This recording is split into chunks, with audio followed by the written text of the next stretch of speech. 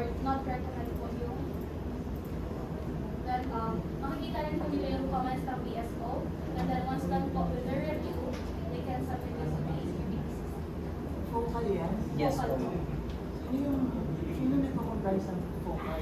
So si Focal po, ang explanation po sa amin is per sector and offices po, meron po nakatoka po na Focal po na person po.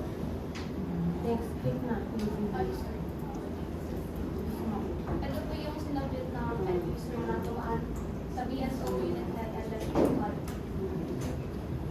Kapag in-approve po nila yung item, yung amount po mag-add sa total recommended budget. Hindi ito po yung in-approve nilang item.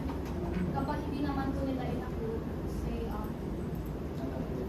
hindi po siya mag-add. Kaya nga, sa anong basis ng approval?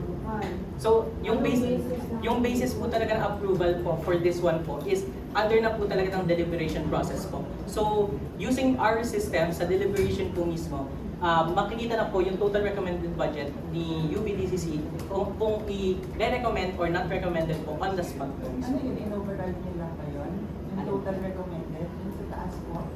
So total, Kasi ang proposed is 2.2 million. Yes po. Tapos ang recommend nyo is 1.2. So, sa under po siya ng evaluation po ni UBDCC po, since sila po yung pinaka-in-charge or head po ng lahat.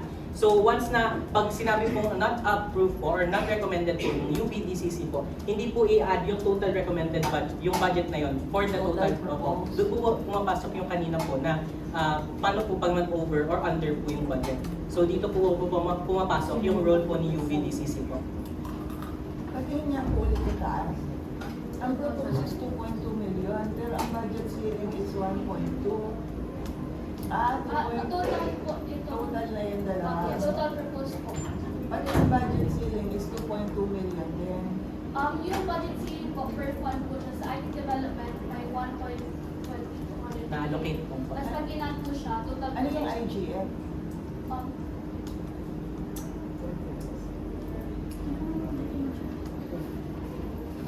Yung F fund. Ay, tsaka general fund. Yung ganun. Ang hula. Nahula na.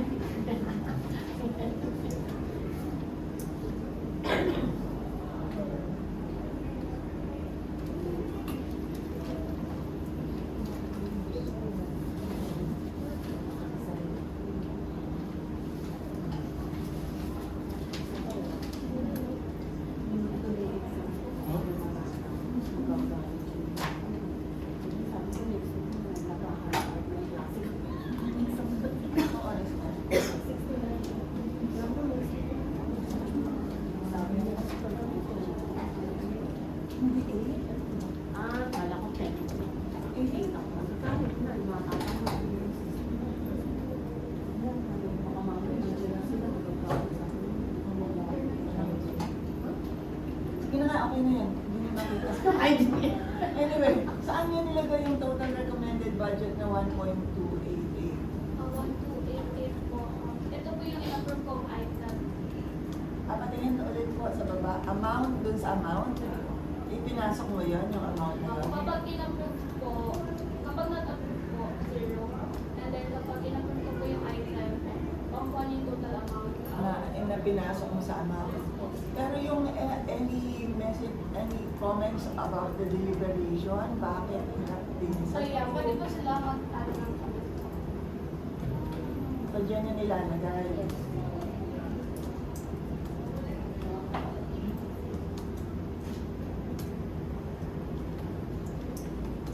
Kapag sumala po sila, Pag-submit ba, marireceive, Pag-submit ba, marireceive na ng focal person, ng CCIS, Yes po, ma'am. lahat na Lahat po, involved? yes po. So, matatrack na po siya, ayun po, sa budget preparation or budget cycle page po, dyan na po matatrack po. Yun na ba yung last? Yes po. So, sige, So, pag last submission na po ni UBDCC po, mag-iiba na po yung look po ng budget proposal po na pre-propose or sinubmit po. So, mas cleaner look na po siya. Na ano tawag siya? How about the items? Accordion po. Sa items po. Paki-download na ako.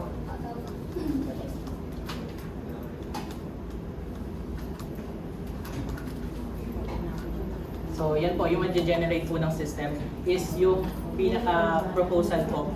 So dyan po, lahat po ng from the end user to the UBDCC po, madadownload po nila yan. So meron din po silang basis. Bakit 2.2 pa rin ang budget? Ito po yung total na pinapost na. Oh, pero hindi yan ang approve eh. Ang approve lang is 1.2, di ba? Yes po. So bakit yan pa rin ang lumalabas yung 2.2? That's the propose, pero hindi yan yung in-approve. I thought ang tinitingnan natin is approve na.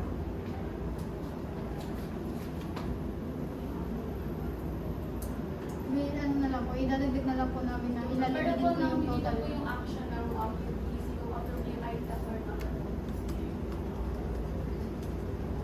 Okay, so ano ba yung dapat nandyan? Yung 1.2 na lang, di ba? Ako yung total, ano na. Ang iniisip ko lang is how will the itemized items there be changed given the difference in the approved budget? Kasi yung initial 2.2 ang proposed, pero ang in-approve lang halos kalahati. So, paano yung lumalabas sa itemized ngayon? Saan yung nasi-slash? Kasi definitely, to come up with a lesser approved na 1.2, So, bawat item doon nababawasan. Paano siya magbabawas ngayon? So, dito po ma'am, sa pag-download po ng PDF po, ang basis po talaga namin is, per the piso, kailangan pa din po nila yung budget proposal po mismo. Kaya, mini-maintain po pa din yung budget proposal na mag-generate po, kahit po ang action po is approve or not approve po. So that, meron po silang basis. Kasi, once na tinanggal po namin, let's say, yung not approve po, wala na po basis si BSO kung ano po yung hindi Kaya na-approve. lang, parang ang mas nag-highlight dyan is yung propose pa rin at approve, di ba? Dapat ang medyo highlighted na dyan, yung approve kasi yun yung final eh. So parang highlighted po. O siguro, yan ba talaga yung format nila? Yes po. Ay, wala po silang binigay ng format. Ano ba talaga? Wala po silang binigay ng format. Pero ano po, kami po yung gawa po ng format po. So siguro ang pinaka-highlight dyan is the approve, o even if nilagay nyo dyan yung original propose, Lalagay din po namin yung info ng mga approved po. oh, yun yung dapat highlighted kasi Okay. yun yung pinaka-final na. And another thing is, saan yun nga eh, ang gusto kong makita kasi dyan, naka-itemize ba? O at least unit cost, amount. Paano yung itemization nung adjusted budget? Yun yung kasi hindi nyo pinakita. Di ba? May impact yan doon sa how you were itemizing yung 2.2 million na initial proposition. Di ba? Doon sa proposed una bang first page, di ba naka-itemize doon saan gagamitin lahat? Di ba? Kaya nga kayo may variance eh. Para malaman kung nagamit ba to or hindi. So, yung itemized po ma'am, nakabase po siya sa item description, pati po dun sa PAP po mismo. So, yung PAP po, yung po kasi talaga nagbe-base yung budget proposal. Kaya nga, So, nasan yung itemized? Eh, Ito isa po. lang po kasi yung nalagay po namin na Yes example. po. Pero kunyari, may dalawa pong ano dyan, dalawa pong item. PAP po. Yung una pong item in-approve, and then yung pangalawa pong item hindi. So technically, yung sa una po, mag-go through po siya dun Opo. sa... So there must be a way by which you will be able to revise yung itemization based on the approved budget. Kailangan meron kayong ganon. Kasi hindi naman, 1.2 lang. So saan natin to ilalagay? Alin ang isa-slash natin? Alin doon sa mga proposed activities ang babawasan natin? So dapat meron pong ganon. Kasi guide yun para doon sa college or doon sa nag-request ng budget kung paano niya gagamitin. And doon din yung makikita ulit kung may variance ba ulit. Di ba? Uulitin yung proseso na yun eh. Kasi hindi naman, ito yung in-approve. So then what? Di ba? Kailangan may guide din kayo kung paano nyo gagamitin yung in-approve. So you'll have to go through it again, review the itemized budget, and then you should come up with the approved. Di po ba? Hindi naman yan nag-e-end na ito lang yung approve. Bahala na tayo kung paano natin gamitin. Kailangan pa rin, papakita nyo kung saan nyo ngayon ilalagay given that ito lang ang na-approve. Kailangan mag-revise kayo nung inyong itemization. Di po ba? And where can you do that? Balik kayo doon sa first step. Parang ano po ma'am, parang sa pag-explain po right now is parang separate po talaga kasi under po ng budget cycle po ulit. Pero nandiyan naman yung per college, di ba? Yes po. Napapasok kayo dyan per college, di Yes ba? po. Why not? Kasi ang liit na nga nitong sistema na to. Sa totoo lang, maliit itong sistema na to. Kasi, papasok nyo lang talaga dyan yung budget. Ang ginawa nyo lang ng konti ng AI was the projected. And we can even see how AI projected. Maliit ito. Kaya nga gusto namin up to monitoring eh, kaso hindi pwede, sabi nyo. Yes po. How else can we increase the scope? Dagdagan nyo yun, para sa college man lang, meron siyang, maliit nga lang yan eh, kasi uulitin niya lang naman yung initial process of creation of a proposal. This time around with the approved budget. Yun lang naman yan eh. Ayaw din ba ng BSO dahil hindi kanila? Sa client nila yun, sa bawat college yun. Kaya lang, para gamitin niya ng bawat college, dapat naman merong come on na. So, eto, nakapag-propose kami, hindi in-approve yung proposal namin. So, paano namin naayusin ngayon yung aming itemized budget? Diba? Dapat meron na lang ganun. Maliit itong system nyo. Nag-iisip pa nga ako kung paano papalakihin ngayon. Kasi, it's just really, hindi ko pa alam kung paano yung interoperability niya. Kasi I'm not sure if okay lang ba na hindi na to dadaan dun sa DTS namin. Kasi may DTS kami eh. So mangyayari ito parang budget system para sa kanila lang, sila lang nakikita. So kasi very transparent eh, yung DTS namin. As long as you have the DTS tracking number, kung part ka ng ano nito, matatrack mo.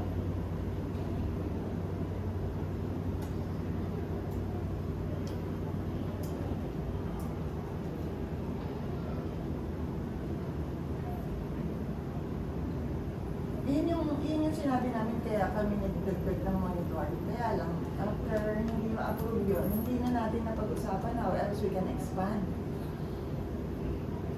Diba? I know na iyan lang hinihingi sa inyo ng BSO, kaya lang capstone. Siguro you can do more dun sa AI nyo. How you can apply AI more to the system. For example, baka pwede nyo rin gamitin yung IM dun sa determining what must be slash. Yung AI pala. Kasi it's given na ganito yung input. Ask AI, paano namin i-reallocate itong mga item, line item budget? Gamitin niyo pa yung AI for that. Kasi isa lang ginamit niya for the lump sum proposed. So hindi acceptable na yun lang. So we don't even understand how he came up with that.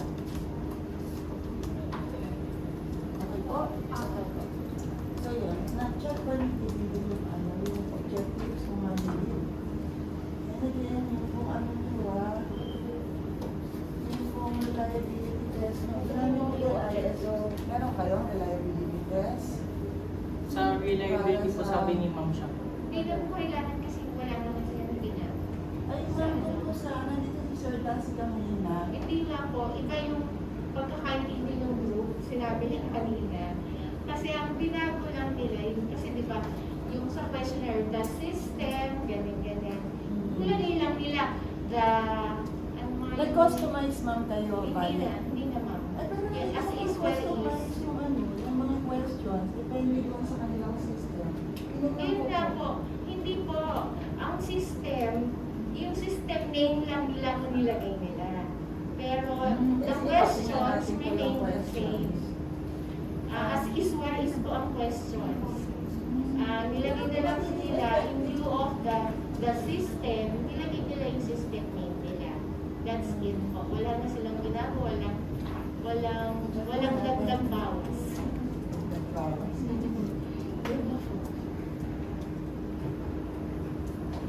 Anong page po ba yun dito? Sa appendices. Appendices. Full. Yes, okay.